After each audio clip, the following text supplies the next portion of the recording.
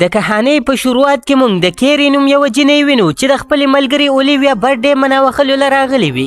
چونکې د دې نور ملګري په لاره کې وي، په دې وجه دا د ټایم پاس کولو دپاره په دغه ځای کې یوې ماشومې سره خبرې شروع کړي. خو د دغې ماشومې د خبرو انداز ډېر خطرناک وي، په دې وجه دا د دې ځای نه لاړه شي او لږ وخت بعد د دې د بچپن ملګري ګیبي هم راشي. په دې پارټۍ کې د ګیبي بوای فرینډ کریس او د چا چې برډې وي اولیویا او ورسره ساره هم شامله شي. د ساره پلار ډېر زیات مالدار وي، په دې وجه دا ځان ډېر اوچت حسابوي او په دې عادت باندې د کیري دا ډېره بدي شي. خو بیا هم دې ټول دا کوشش کوي چې دا پارټي په ښه طریقې سره انجوای کړو او دا ماحول نور هم مزیدار شي چې کله اولیویا دې ته وایي چې موږ دا پارټي انجوای کولو دپاره بلو لایټ فیسټیول ته ځو. په دې کې د اولیویا بوای فرینډ مایکل د خپل تره بس راولي او ورسره د هغه باډي ګارډ جیسن هم وي چې بیا دې ټول په دغه بس کې کینی او د بلو لایټ طرف ته روان شي. خو په لاره کې دی په یو ګیس سټیشن کې ودرېږي په بس کې د پټرولو اچولو دپاره او خپل ځان له د ډرنکس راغستلو دپاره. په دې کې د دې مخې ته یوه نوې مسله راپېښه شي، ځکه چې په دغه ځای کې یو دوه کسان د ساره او د ګیبي د تنګولو کوشش کوي او کریس چې د دې نه منې کولو دپاره راشي نو پخپله په دې لانجه کې ګیر شي. جیسن چې دا هر څه وویني نو هغه راشي او دغه دواړه کسان ډېر په خرابې طریقې سره وغربوي او د هغې نه پس ټول په بس کې کیني او د دغه ځای نه راوځي. په لاره باندې دې ټول د جیسن تعریفونه کوي، خو په دې کې د شاته نه یو ټرک راشي او ډېر په تیزه باندې دې ته اره نه ووخي او د شاته نه د دې بس له ټکرې هم ورکړي. دا هغه دوه کسان وي چا سره چې دې په ګیس سټیشن کې جګړه کړې وي. بیا دغه کسان خپل ټرک را مخکې کړي او د دې بس سره یو شان شي او په دې باندې فایرنګ وکړي. خو جیسن څه په طریقه باندې دې د دغه ډزو نه بچ کړي او یو غاړې ته ودرېږي او لږ وخت دپاره د سکون ساه واخلي. خو مایکل ډېر زیات یېرېدلی وي او دې ته وایي چې د بس د خرابېدو په وجه ماته به ترې ډېر زیات ښکارېږي.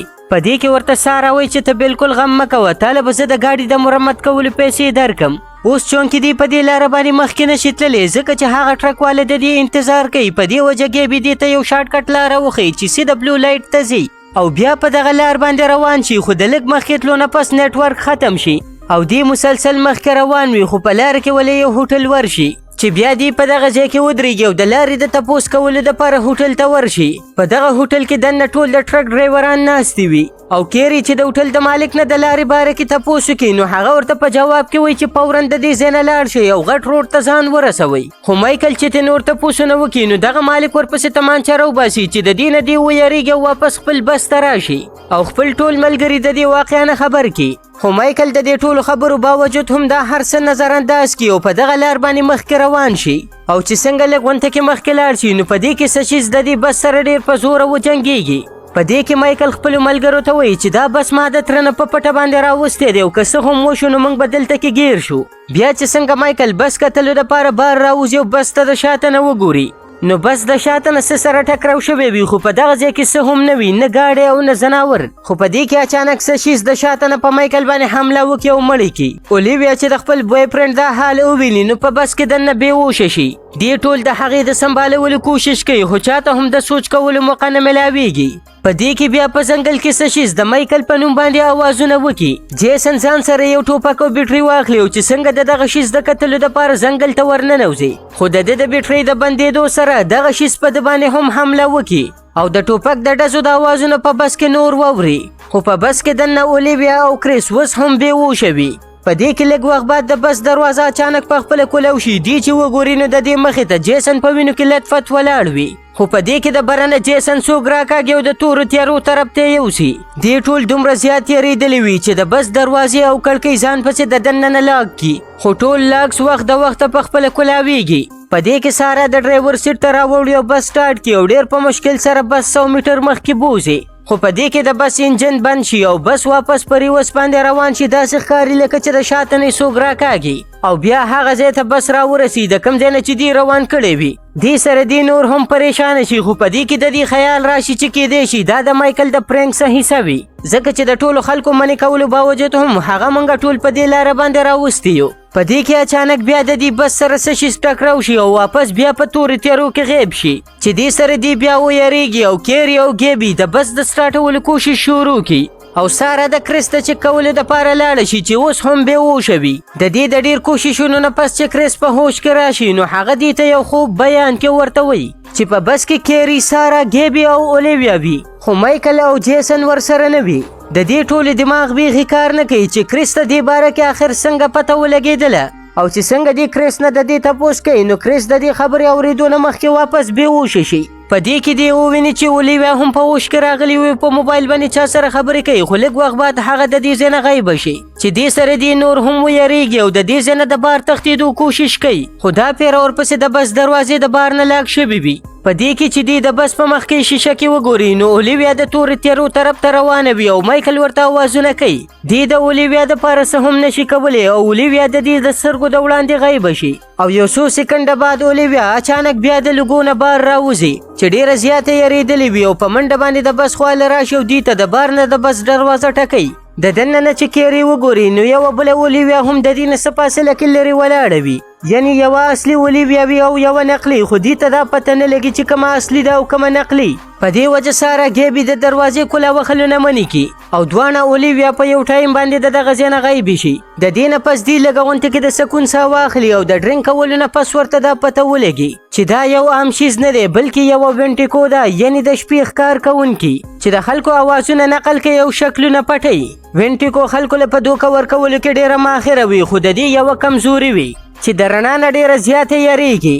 د دې نه پس دې دا فیصله وکړي چې موږ به د بس نه بار وځو او د چرته نه به مدد راوغواړو او په بس کې چې ورسره سوي نو د هغې نه خپل ختیار جوړ کړي او چې څنګه د بس دروازه کولو کې ولاندې وګوري نو د اولیویا وجود ټوکلې ټوکلې پروت وي چې دې سره دې ته دا اندازه وشي چې د ریفلیکشن والا منظر هم د وینټیکو یو جال و. د دې نه پس ګیبي یوازې د مدد راغوښتلو دپاره د بس نه لاندې کوشي او سارا او کیری د بس دروازې د دننه مکمل بندې کړي.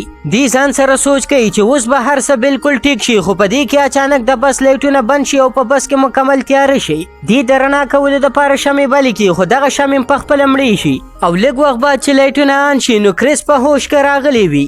دی په منډه باندې د کریس خواله ورشه او هغه ته ټوله قیصه وکړي خو د کریس اوس هم یقین نه وي او دا هر څه ورته یو مذاق ښکاري او دې ته وایي چې زه څه ماشوم نه یم چې تاسو زما د یارولو دپاره ماته داسې خبرې کوئ. خو چې کله وینټیکو دوباره راشي او په بس باندې حمله وکړي او د هغې حملې سره ټول بس وړقیږي او دې جټکو سره د بس لایټونه دوباره مړه شي. کریس دوباره د لایټونو د لګولو کوشش کوي خو بس بند وي او د بس سټارټولو دپاره دله د بس انجن سمول وي چې بیا دې ځان سره اوزار راواخلي او د انجن سمولو دپاره د بس نه لاندې راکوشي او چې څنګه بانټ کولاوي نو دی دغه اوزار لاندې په ځمکه باندې کیږدي او د بانټ کولاوخلو نه پس چې لاندې وګوري نو اوزار نوي غیب شوي وي چې بیا کریس اوزار کتلو دپاره د بس نه لاندې وګوري نو وینټیکو یې د ځان طرف ته راکاږي او په خپل چاقو باندې ووخي چې بیا کیری د هغه د مدد دپاره راکوشي او دواړه څه په طریقه باندې د بس انجن سټارټ کړي. خو یوه نوې مسله ورته راپېښه شي چې په بس کې پېټرول ختم شوي وي او د پېټرولو ټاپ کې د بس په وروستۍ حصه کې پرتې وي. کیری د پېټرولو راغستلو دپاره لاړه شي خو په دې دوران کې په بس کې ساره ته ډېره عجیبه یره محسوس شي ځکه چې د بس دروازې او کړکۍ په خپله کولو شي او د یرې د لاسه د دې د غوږونو او د پوزې نه وینه را روانې شي. په دې کې اچانک څوک د دې خواله راشي او دا د یرې د لاسه هغه په چاقو باندې ووهي خو د زخمي کولو نه پس دې ته دا پته ولګي چې دا بل څوک نه ده بلکې کیری ده. په دې کې چې دی وګوري نو په دغه لار باندې یو بل ګاډی هم را روان وي چې دې سره دې ته په وړومبي ځل لږ غونته کې سکون میلو شي. کریس ته دغه ګاډي نه د مدد غوښتلو دپاره د هغې مخې ته ورشي خو په دې کې دې ته خیال راشي چې وینټیکو د انسان مړ کولو نه مخکې هغه ته دوکه ورکوي او دغه شان کریس هم د وینټیکو په جال کې گیر شي او بیا دغه ګاډی ډېر په تیزۍ سره راشي او کریس سره ټکراو شي چې دې سره کریس هم په دغه ځای کې مړ شي. اوس صرف کیری او ساره بچ پاتې وي چې دواړه ډېر زیات یریدلي وي او د یرې د لاسې وجود رپیږي او دماغ یې بیخي کار نه کوي چې دا موږ خوب وینو او که حقیقت دی. په دې کې د ریډیو نه د یوې وړوکې ماشومې اواز راشي. ساره ډېر په غوسه کې دغه ریډیو مات کړي او کیری چې د ساره طرف ته وګوري نو د هغې په سټ باندې د سټار یو نشان وي. کیری د ساره نه د دغه نشان باره کې تپوس کوي خو په دې کې اچانک د دې بس د لړو نه ډک شي. کیری ساره له لاس ورکړي او د بس نه د تښتېدلو دپاره ورته ووایي چې څنګه د بس نه بار راوځي او چې څنګه شاته ځان پسې وګوري نو دې د ساره لاس نه وي نیولی بلکې دا د دې یو سوچ وي. حالانکه ساره په بس کې ګیره شوې وي او په یوه لمحه کې وینټیکو د هغې قیصه هم ختمه کړي چې د هغې نه پس کیری یوازې پاتې شي او د خپل ځان د بچ کولو دپاره په ځنګل کې روانه شي. خو د لږ مخکې تلو نه پس دې ته د ګیبي خپه مخې ته ورشي چې د دې نه دې ته دا ظاهره شي چې ګیبي هم ژوندی نه ده پاتې شوې. د ډېر کوششونو نه بعد چې دا مین روډ ته راورسي او څنګه روډ ته راوړي نو په دې کې اچانک دا په هوا کې غیبه شي یعنی کیری هم بچ پاتې نه شي دغه شان یو څو ورځې تیرې شي او موږ د ملګرو یو بل ګروپ وینو چې په دغه لار باندې د بلو لایټ طرف ته روان وي. نو په دې کې دې له مخې ته د کیري دی هغه بس ورشي. دا بس چې وویني نو په دې کې یوه جنۍ دې ته وایي چې دا دومره ښه بس آخر څنګه څوک داسې ځای کې پرېښودی شي. یعنې دې هم د کیري دی په شان په غلطه لار باندې راغلی وي. خو دې سره چې څه وشي هغه په دې فلم کې نه ایکسپلین کیږي. دې سره دا ښایسته کهاني هم په دې ځای باندې ختمیږي. ګرانو کتونکو که ویډیو م خوښه شوې وي نو لایک کمنټ یې کوئ او چینل در سره سبسکرایب کوئ.